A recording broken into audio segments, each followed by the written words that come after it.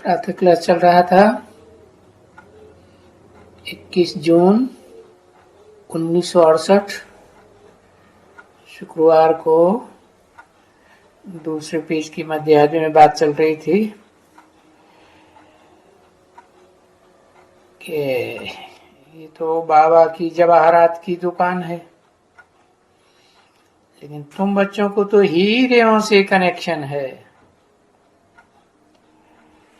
हाँ, इनसे कनेक्शन है तो हीरे जैसे बनते जाते हैं। तुम भी जवाहरी हैं,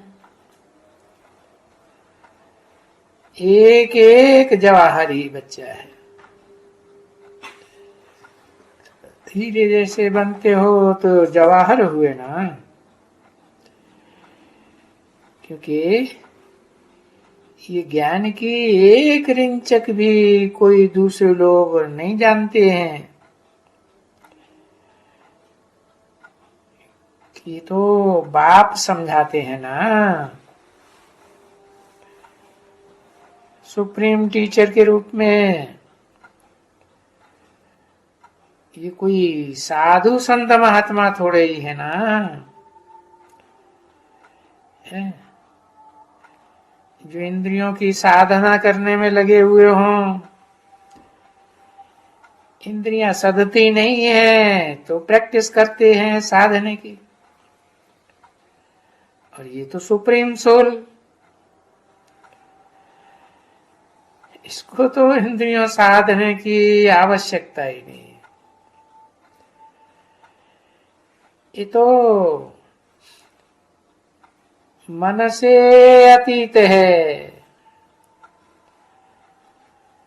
बुद्धिमानों की बुद्धि है। और ये कोई महात्मा भी नहीं है, ये तो परम पुरुष है। तो उन साधु संत महात्माओं में ये ऐसा श्रेष्ठते श्रेष्ठ श्रेष्ठतम कहें, कुछ भी ज्ञान नहीं है। तो बाबा ने समझाया, वो तो विचारों को नीचे ले जाते हैं, खुद भी नीचे जाते हैं, अपने भक्तों को भी नीचे ले जाते हैं। साधु संत महात्माओं में तो कोई ऐसा नहीं होगा जो समझेंगे कि बाबा बैठा हुआ है और बाबा बैठ करके भाषण करते हैं। और न कोई ऐसा है साधु संत महात्मा जो कह दे कि हम बाप हैं सबका। कोई नहीं कह सकते। और तुम सब बातों से बिल्कुल ही वाकिफ हो।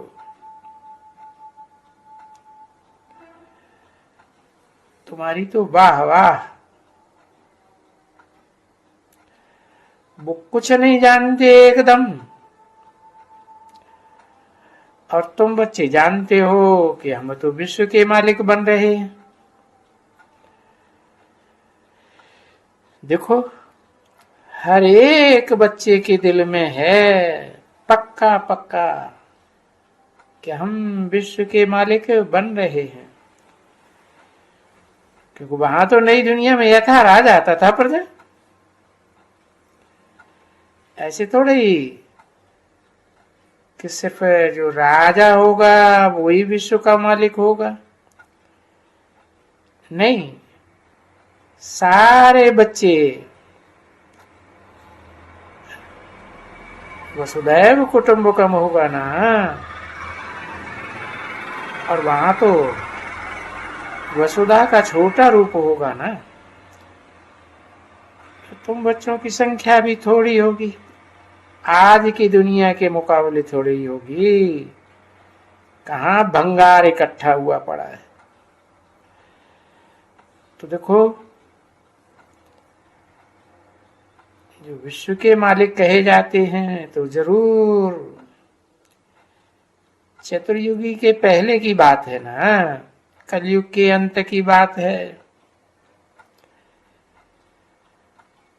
उस युग को कहते ही हैं पुरुषोत्तम संगम युग। ऊंचते ऊंच युग है। तो ऐसे युग में तुम ऊंचते ऊंच बनते हो, परंतु ये तो बुद्धि में है ना कि हम पहले भी कल्प कल्पांतर विश्व के मालिक बने हैं और नंबरवार पुरुषार्थ अनुसार बने हैं। सो भी ये बात तुम बच्चों की बुद्धि में आती है। जिन्हों जिन्हों बच्चों को ऊंचा पद मिला है, जरूर उन्होंने कल्प कल्पांतर बहुत ऊंचा अच्छा पुरुषार्थ किया है। तो ऐसे अच्छे पुरुषार्थ करने वाले हैं तो तुम्हारे में से ही ना, कोई दूसरा तो नहीं है ना कि कोई इस्लामी में से आज होंगे। हाँ, श्रेष्ठ ते श्रेष्ठ आत्मा है, तुमको ही चुना गया ना, तो तुम बच्चों को ही इतना पुरुषार्थ करना है। जो आते ही इस दुनिया में पुरानी दुनिया में है, वो तो पुरुषार्थ नहीं करेंगे ना। कहेंगे कि कल पहले माफिक, और ये भी तो बाप जानते हैं, इसलिए बहुत देखते रहते हैं। जैसे कोई फूलों को देखते रहते हैं ना,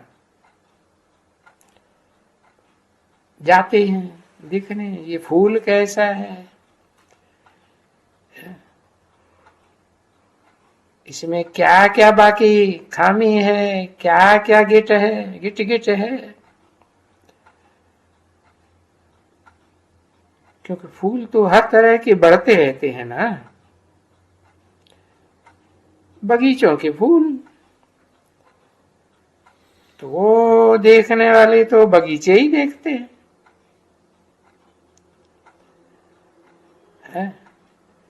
इस फूल में क्या कुछ गड़बड़ है।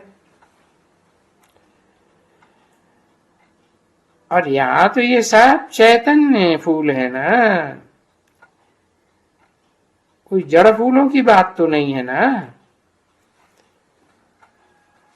और ये बात बाप भी जानते हैं कि ये चैतन्य फूल है। तो ये चैतन्य फूल जानते हैं कि हमारे में क्या क्या फ्ला है ना, क्या खामी है? जो खामियां कमजोरियां बुद्धि का योग छुड़ाए करके हमारी बुद्धि को कहां कहां भटकाए देती है।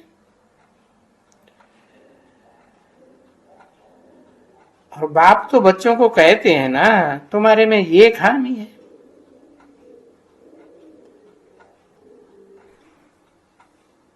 बाप कहते हैं इन खामियों को निकालना है तो माम एकम याद करो, बाकी तो मेरे अलावा और कोई दूसरे को याद नहीं करना है।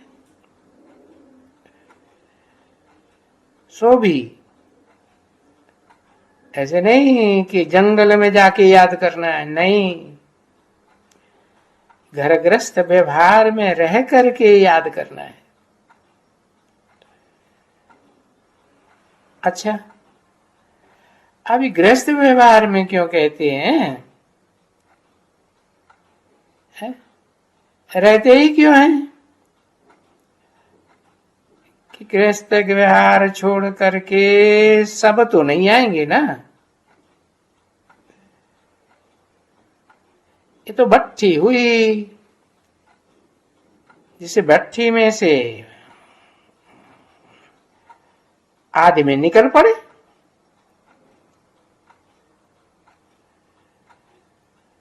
बाकी थोड़े सर्विस करने वाले भी तो चाहिए ना, फ्री। अब फ्री चाहिए तो फ्री हो गए, और इनमें ये जानते हो कि जो भी इसमें बाहर के निकले हुए हैं वो तो अच्छी मेहनत कर रहे हैं। इसीलिए बाबा कहते हैं अंदर वाले रह जाएंगे, ऐसे भी होगा, और बाहर वाले ले जाएंगे। देखो अक्सर करके ये पुराने ही तो हैं। यज्ञ के आदमी भी तो थे ना, अभी थोड़े इनमें ऐड हुए हैं और भी ऐड होते जाते हैं। तो जो भी ऐड होते जाते हैं ये हैं सब पुराने है। इनकी भट्ठी बनी थी,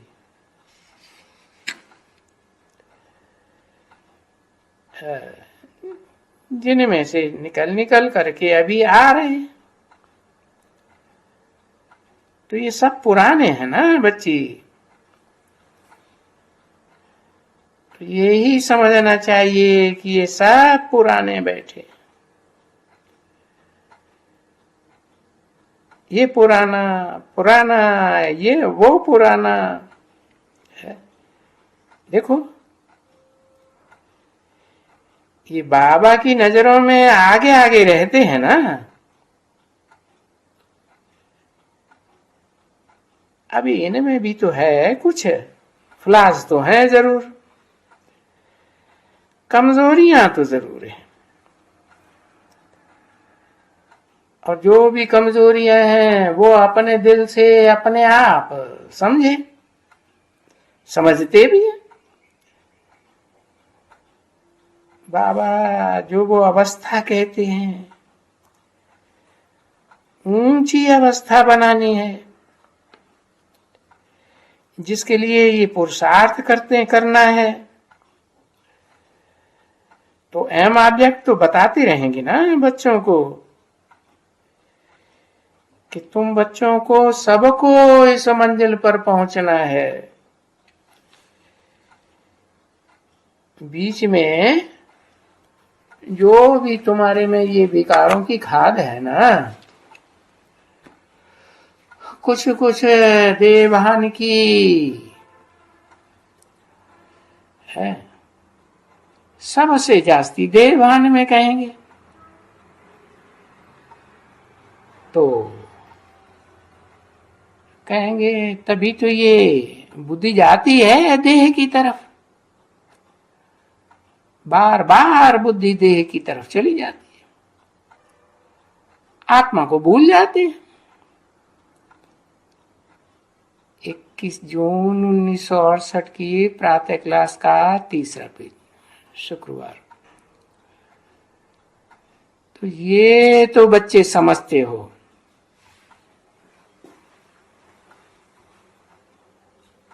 कि देह होते देही अर्थात आत्मा बन करके जाना है।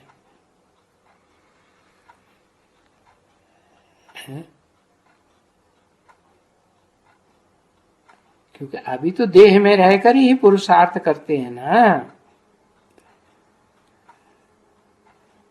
और क्लियर होकर जाना है, कोई खामी न रहे,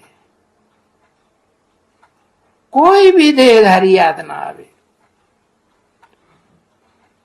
अरे कोई भी चीज इन आंखों से देखने की हो है, वो सामने अथवा पिछाड़ी में नहीं आवे। ऐसी अवस्था पिछाड़ी में बच्चों को जमानी है।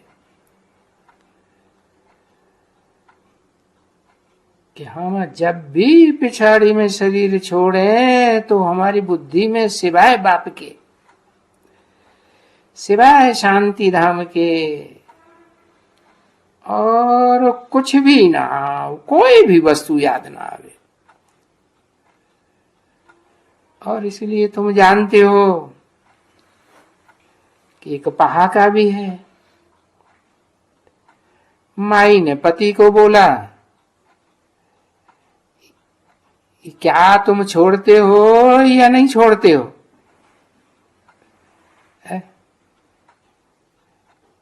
ये छोड़ो ये लाठी। बड़ी बार बार ये लाठी क्यों उठाते हो? अब ये बार बार तुम लाठी उठाते तो ये भी तो तुमको याद आएगी ना। अभी है तो ये सब शास्त्रों की बात है, कोई लाठी वाठी की बातें तो है नहीं। वो ऋषि मुनि दिखाते हैं ना, सप्त ऋषि दिखाते हैं, उनके हाथ में लाठी होती है बुद्ध रूपी लाठी की बात, हाथ की बात। बुद्ध रूपी हाथ में वो लाठी है जो बार बार बुद्धि में आती रहती है। अब तुम बच्चे थोड़े ही अभी लाठी उठाते हो, पर ये तो बताते हैं कि ये लाठी वाठी कुछ भी साथ में नहीं जाना है। बस जैसे प्योर आए थे वैसे प्योर होकर के ही जाना है, क्योंकि बच्चे नए संबंध में आए थे ना, नई दुनिया में नए संबंध। पुरानी दुनिया में तो फिर वही लाठी की बात है। तो अभी है तो इस दुनिया में अभी भी पुराना संबंध है, परंतु उस पुराने संबंध की तो जरा भी बास नहीं आनी चाहिए। ये तो जानते हो कि संबंध भी तो इंद्रियों से ही जोड़ा जाता है ना, और इंद्रियों में भी नंबरवार हैं, कोई श्रेष्ठ थे श्रेष्ठ, कोई बेस्ट थे बेस्ट, एकदम मूत पली थी।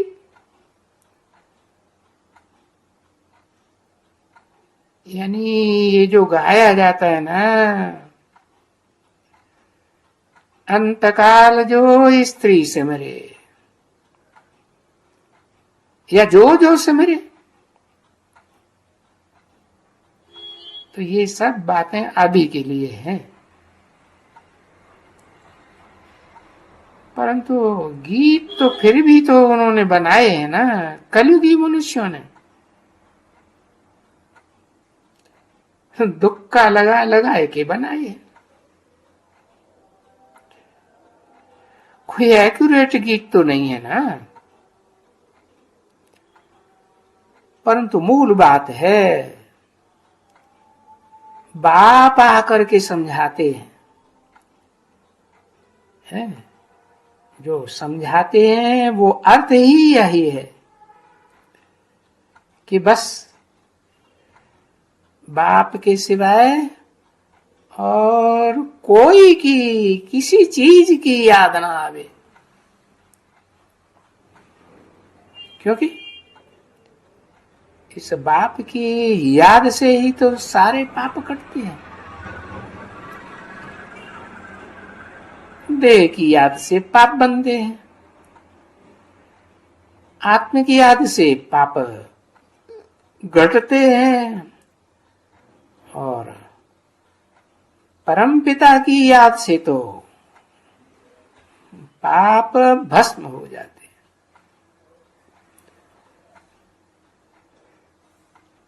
सब कट जा करके क्या जा करके बनेंगे, है एकदम प्योर हीरा बन जाएंगे। अब ये तो जानते हो कि प्योर हीरे की ही तो वैल्यू है। अरे बहुत बहुत बहुत वैल्यू होती है किसकी, जो एकदम प्योर हीरा होता है। फिर ऐसे पत्थर बहुत ही हैं वैल्यूएबल, नंबरवार।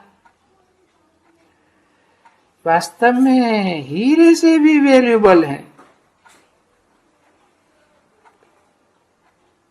हाँ, हीरे से भी वैल्यूएबल।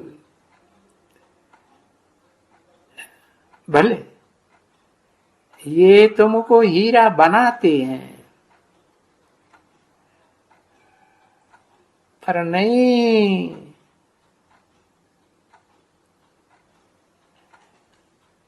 कभी तुम तो पन्ना बन जाते हो,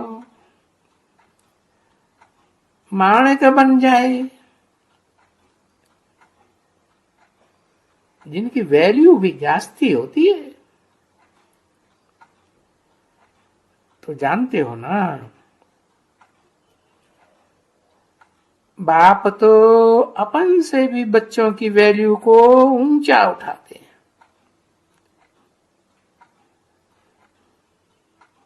वो भी लव मैरिज की बात नहीं है, ये तो लवली बाप से योग रखने की बात है।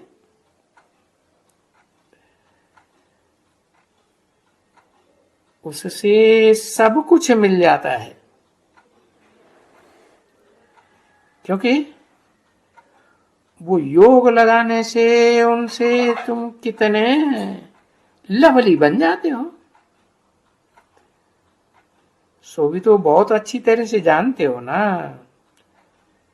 कि लवली से योग लगावेंगे तो लवली बनेंगे।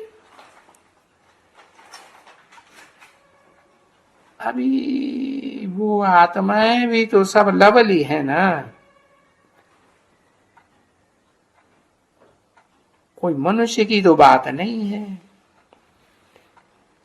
क्योंकि मनुष्य में तो जो मन होता है वो तो बड़ा चंचल होता है।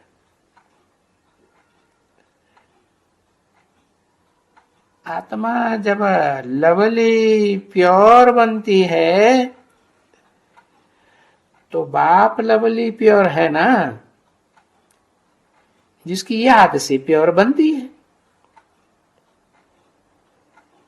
ये बात भी तो जानते हो ना, बाप लवली आत्मा प्योर है,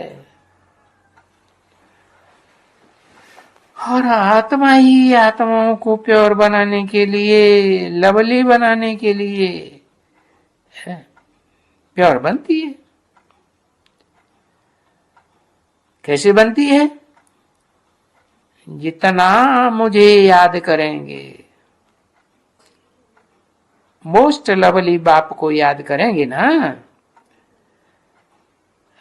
अरे उतना तुम बहुत लवली बनेंगे, अथाह लवली बनेंगे।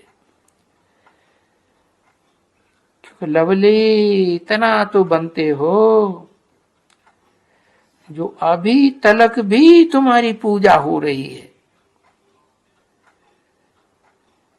देवताओं की भी पूजा हो रही है और देवियों की भी पूजा हो रही है,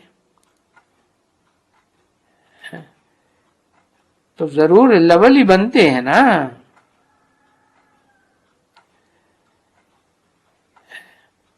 राज्य भी करते हैं और फिर इतना लवली होते हैं कि फिर पूजा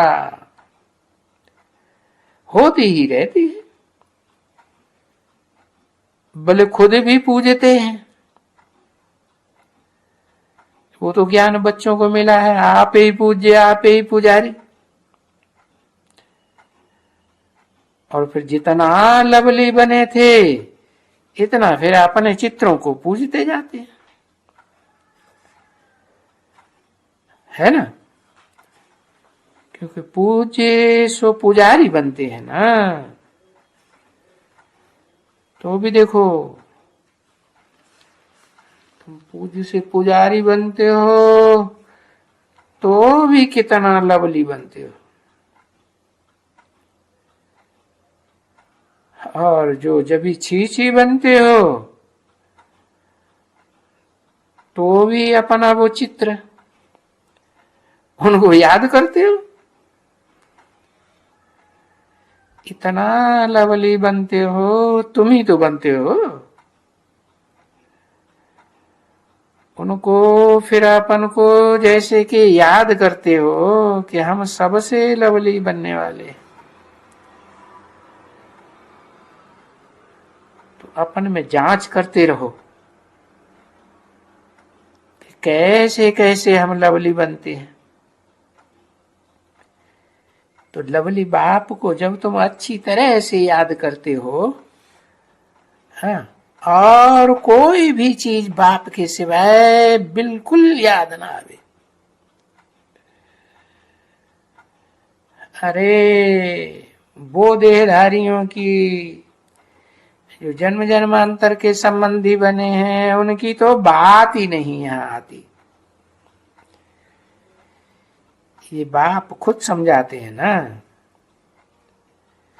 यहाँ बच्चे अभी मुझे मुझे तो नहीं कह सकते हो। देखो मनुष्य फिर इनके ऊपर आ जावे, इसलिए आप बाप भी कहते हैं ये कि बाप को तो इतना लवली याद करना है जो बस प्रेम के बैठे बैठे याद करते करते वो प्रेम के आंसू ही बनने चाहिए, आंसू बहते जाना चाहिए। बाबा हम सब सिर्फ आपको याद करेंगे, दूसरा कोई भी हमको याद ना आवे। जब हम याद करने को बैठे तो कोई भी हमारे सामने, कोई भी तूफान आदि कुछ भी न माया का आवे। तूफान तो बच्चों के सामने बहुत आते हैं ना, ढेर के ढेर आते हैं। तो बच्चे अपने ऊपर बड़ी जांच रखनी होती है कि कोई तूफान तो नहीं आया, बहुत जांच करनी। चैतन्य हो ना, कोई जड़ थोड़े ही हो, तो जांच तो कर सकते हो ना। हमारा लब सिवाय बाप के और किसकी तरफ जाता तो नहीं है। बड़ी अच्छी अपनी जांच करनी है। अगर जाती है बुद्धि कहीं और है, कोई भी अच्छी चीज होती है, अरे कितनी भी अच्छी प्यारी चीज हो तो भी बुद्धि उस तरफ नहीं जानी चाहिए। ओम शांति।